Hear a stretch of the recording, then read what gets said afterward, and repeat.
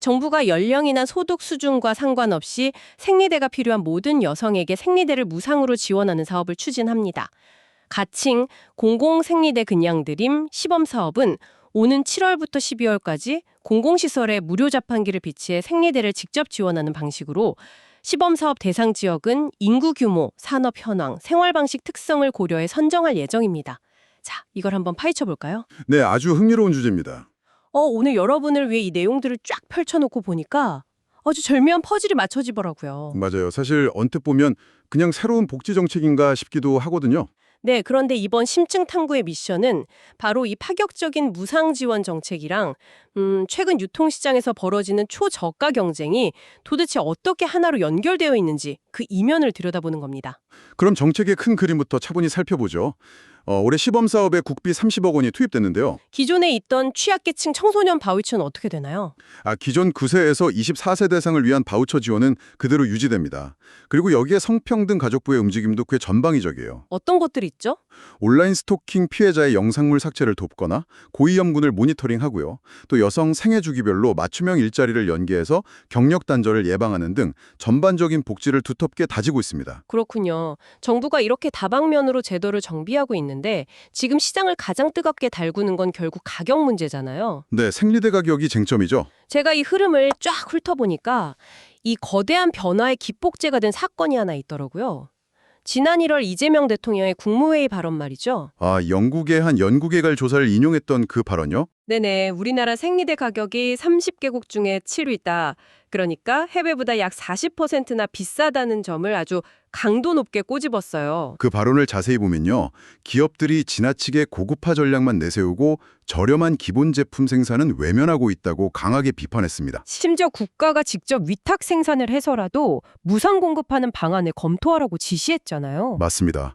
시장 개입에 대한 아주 강력한 메시지였죠.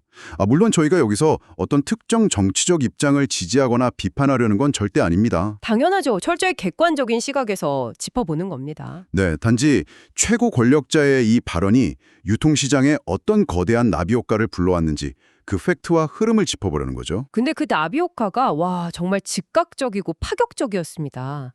대통령 발언 직후에 대형마트부터 편의점까지 앞다투어 원가 이하 경쟁에 뛰어들었잖아요. 다이소가 먼저 신매 소포장을 1,000원에 내놓으면서 개당 100원 시대를 열었죠. 맞아요. 그러더니 홈플러스랑 쿠팡의 자체 브랜드도 나란히 개당 99원까지 가격을 낮췄고요.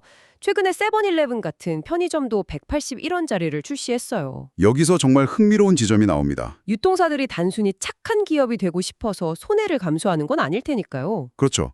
겉으로는 우리도 물가 안정에 동참합니다 하는 모습이지만 그 속을 들여다보면 아주 치밀한 전략적 계산이 깔려 있습니다. 어떤 계산이죠? 예를 들어서 쿠팡은 최근에 개인정보 유출 문제 등으로 수사당국의 강한 압박을 받고 있는 상황이고요.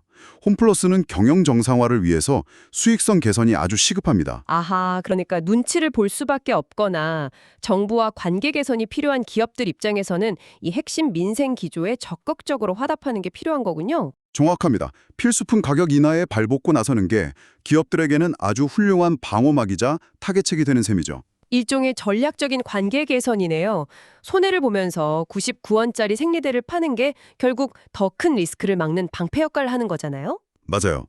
그래서 단편적인 사실들만 보면 여러분도 그저 물건값이 싸져서 좋다고 넘길 수 있지만요. 이렇게 막전막후를 연결해서 봐야 진짜 그림이 보인다는 거군요. 네, 이 상황이 단순한 경제 현상 그 이상이라는 걸 알 수 있죠. 정책 이반자의 강한 의지, 불리한 상황을 타개하려는 기업의 방어 전략, 그리고 그 틈새에서 발생하는 소비자 후생이 아주 복잡하게 얽혀 있는 겁니다. 정말 역동적인 현상입니다. 복잡한 정치적 압박과 기업들의 이해관계가 절묘하게 맞물려 돌아가면서 결과적으로 여러분 같은 소비자들에게 직접적인 혜택이 돌아가고 있으니까요. 이런 다각적인 시각을 갖는 게 우리가 세상을 비판적으로 이해하는 데 정말 중요하죠. 우리 일상 속에서 당연하게 여기던 가격표들을 다시 한번 유심히 살펴보게 만들거든요. 맞습니다. 자, 국가의 강한 개입 의지와 기업의 전략적 계상이 만나서 필수품의 가격 구조를 이토록 단기간에 뒤흔들었습니다. 그렇다면 여러분, 이런 방식의 시장 조정을 통해 다음으로 가격이 급락하게 될 우리의 일상 필수품은 과연 무엇이 될까요? 한번 주위를 둘러보며 여러분만의 흥미로운 상상을 펼쳐보시길 바랍니다. 오늘 저희의 깊이 있는 대화가 여러분의 일상을 보는 시각을 한층 더 넓혀주었기를 바라며 이만 인사드리겠습니다. 함께해 주셔서 감사합니다.